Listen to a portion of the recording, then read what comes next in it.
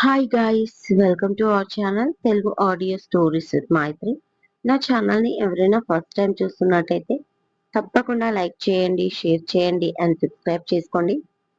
ఇన్నాళ్లతో ఈ బంధము పార్ట్ 25. ఇక లేట్ చేయకుండా స్టోరీలోకి వెళ్ళిపోదాం. ఆ వీడియో క్లిప్ కాస్త హాసిని చేతికి చేరింది. అది చాలు నన్ను లోపలేయడానికి అన్నాడు గోడు వెళ్ళబోసుకుంటూ జశ్వంత్. సూర్యకి షాక్ మీద షాక్ తగిలింది నిజంగా. శుభ, తను ఇంత షార్పా?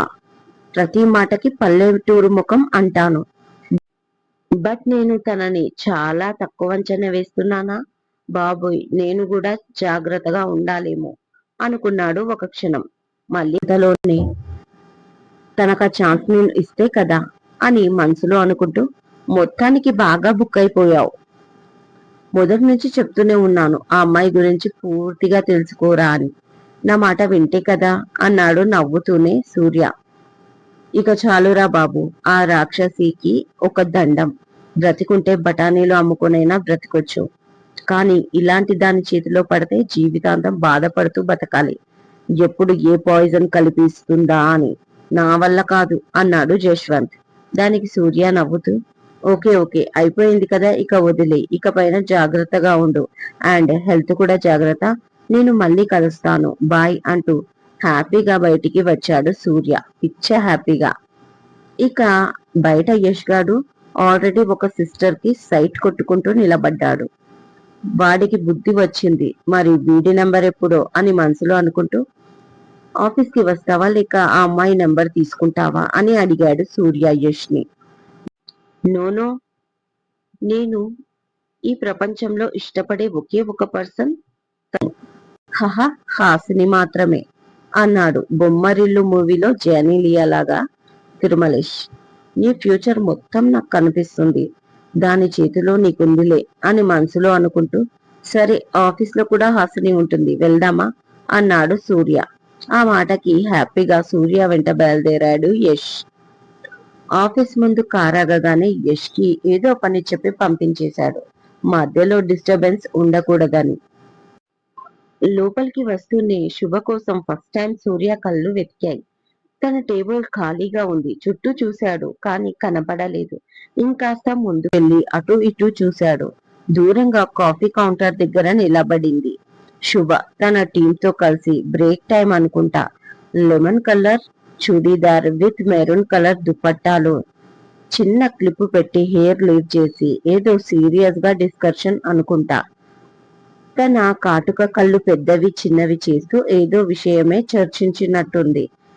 అలా ఆమె కదిలినప్పుడు ఆమె నుదురు పైన ముంగురులు అల్లరి చేస్తుంటే వాటిని ఒక చేతితో వెనక్కి తోస్తూ మరో చేతిని పెన్ తో ఏదో పాయింట్అవుట్ చేస్తున్నట్లుగా పెన్ చేయితో తిప్పుతూ వాళ్ళకేదో ఎక్స్ప్లెయిన్ చేస్తుంది. ఒక క్షణం రెప్ప వేయడం మర్చిపోయాడు సూర్య. మేకప్ లేకుండా న్యాచురల్ గా శుభ రూపం అతన్ని అట్రాక్ట్ చేసేసింది. ఆ విషయం తనకు అర్థం అవ్వడానికి కొన్ని సెకండ్లు పట్టింది. ఆ తర్వాత కంట్రోల్ చేసుకుని వెంటనే క్యాబిన్ లోకి వెళ్ళిపోయాడు సూర్య.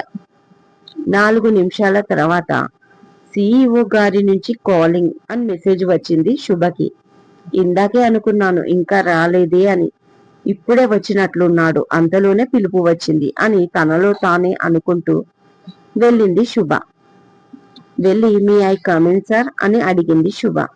ఎస్ కమిన్ అని సీరియస్ గానే వినిపించింది సూర్య వాయిస్. బాబోయ్, జశ్వంత్ విషయం ఏమైనా తెలిసి ఉంటుందా? ఇంకా డౌట్ ఎందుకు, గ్యారంటీగా తెలిసి ఉంటుంది. పార్ట్నర్ మాత్రమే కాదు, తన ఫ్రెండ్ కూడా కదా, తెలియకుండా ఎలా ఉంటుంది? తెలిసే తెలియని నాకెందుకు భయం, నేను నా ప్లేస్ లో కరెక్ట్ గానే ఉన్నాను, ఎక్స్ట్రాల్ చేస్తుంది వాళ్ళు అనుకుంటూ శుభ వెళ్ళి, సార్ పిలిచారా అని అడిగింది. కొంచెం వర్క్ ప్రెషర్ ఎక్కువగా ఉంటుంది ఈ 15 days, ఇలాగే అన్నాడు సూర్య. కానీ తను ఎందుకు అలా అన్నాడో అర్థం కాలేదు. ఓకే అంది, తన మాటకి జవాబు ఇవ్వాలి కదా అని అనుకుంటూ. మీ వర్క్ ఎలా రన్ అవుతుంది, అంతా ఓకే కదా? ఏ ప్రాబ్లం లేదు కదా అని అడిగాడు సూర్య మళ్ళీ.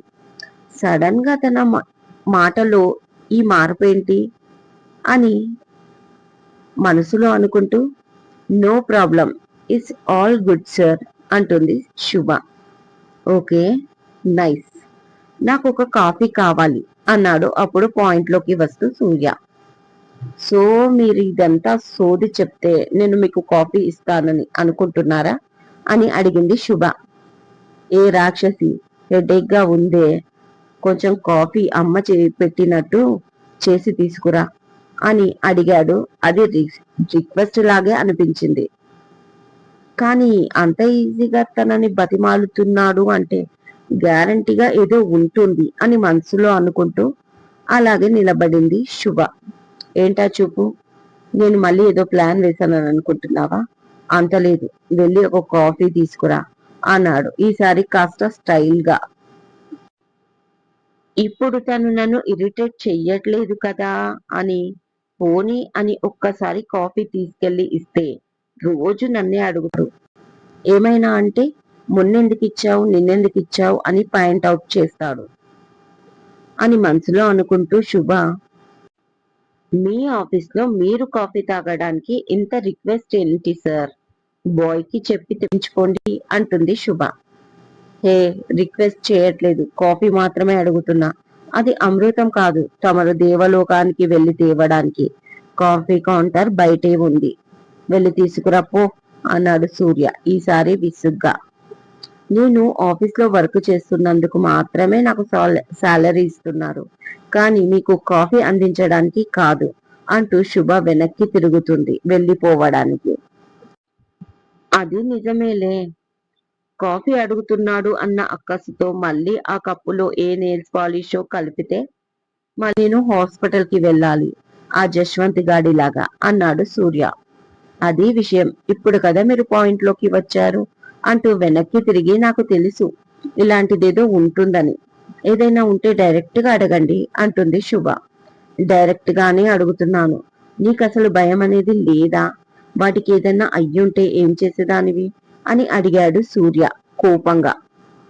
పోయేవాడు అయితే ఏమైంది అంటుంది శుభ కటువుగా.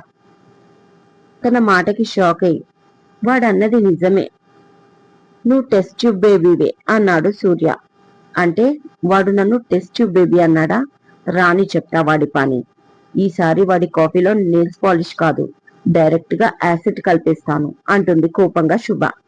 నువ్వు కలిపినా కలిపేస్తావు, అంత పని చేయకు, వాణ్ణి నమ్ముకొని వాళ్ళ పేరెంట్స్ ఉన్నారు, ఇక వాడు నీ జోలికి రాడు, కానీ నువ్వు ఇక్కడి నుంచి వెళ్ళు తల్లి అన్నాడు సూర్య తన మాటలు భరించలేక. అంటూ ముఖం తిప్పుకొని వెళ్ళిపోయింది శుభ. ఫీలింగ్స్ లేని రాక్షసి అనుకున్నాడు కసిగా సూర్య తన మనసులో. అత్తయ్య, నేను ఇక్కడి నుంచి వెళ్ళిపోతాను అంటూ ఏడుస్తూ వసంత రూమ్ కి వచ్చింది రవలి. అదేంటమ్మా సడన్ గా అలా అంటున్నావు, ఎవరైనా ఏమైనా అన్నారా అని అడుగుతుంది కంగారుగా వసంత. లేదత్తా, నన్ను ఎవరూ ఏమీ అనలేదు, కానీ డాడీ ఫోన్ చేసి తిడుతున్నాడు, ఒక్క క్షణం కూడా నేను ఇక్కడ ఉండకూడదంట, ఇక్కడి నుంచి వెళ్ళిపోమ్మంటున్నాడు అంటూ వసంతని చుట్టుకొని ఏడుస్తుంది రవలి. అదేంటి, ఎందుకంత మాట అన్నాడు అంటూ ఫోన్ తీసుకుంది వసంత రవలి చేతిలోంచి.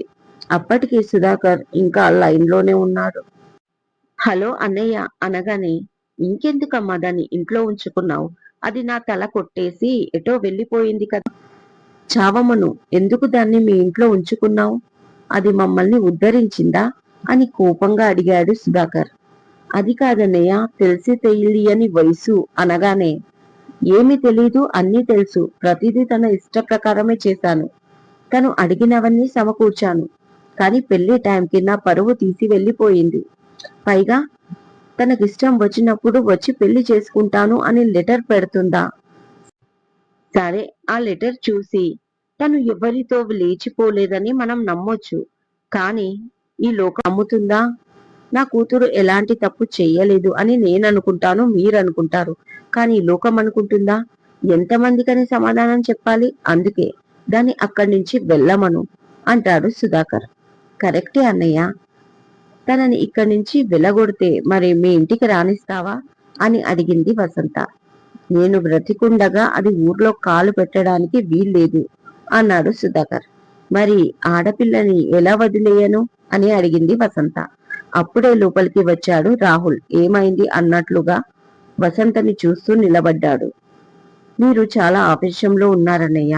అది ఆడపిల్ల, తప్పు చేసింది ఒప్పుకుంటా, కానీ అది కూడా బాధలోనే ఉంది.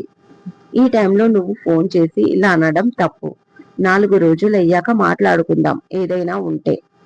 నేను నాకు కాల్ చేయి, దాని ఫోన్కి కాల్ చెయ్యకు, నేను తర్వాత మాట్లాడతా నీతో అంటూ కాల్ కట్ చేసి, ఇక పైన అన్నయ్య కాల్ చేస్తే నువ్వు లిఫ్ట్ చెయ్యకు రవలి, పద నీ రూమ్కి, నువ్వు రెస్ట్ తీసుకో అంటూ రవలిని రూమ్ లో వదిలి బయటికి వచ్చింది. డాడీ కాల్ చేశారా అత్త అని అడిగాడు రాహుల్. అవునరా, నాన్న చాలా కోపంలో ఉన్నాడు అంటుంది వసంత. రాహుల్ సైలెంట్ గా ఉంటాడు. నువ్వు ఎందుకురా దిగులుగా ఉన్నావు అని అడిగింది. మరేం చేయాలి అత్త, ఎవరికి సర్ది చెప్పాలో తెలియట్లేదు. తప్పు చేసింది అని తనని కూడా తిట్టలేను. అది ఆల్రెడీ సూసైడ్ అటెంప్ట్ చేసింది. కానీ డాడీ కోపంలో కూడా న్యాయం ఉంది అంటాడు రాహుల్. కరెక్టే నాన్న, నీ పరిస్థితిలో మేము కూడా ఉన్నాం అంటుంది వసంత. ఇదండి ఇవాళటి ఎపిసోడ్. ఈ ఎపిసోడ్ మీకు నచ్చినట్టు అయితే నాకు కామెంట్ లో చెప్పండి. అలాగే లైక్ చేయండి, షేర్ చేయండి, సబ్స్క్రైబ్ చేసుకోండి నా ఛానల్ని. మరొక మంచి ఎపిసోడ్ తో మీ ముందు ఉంటాను. మైత్రి.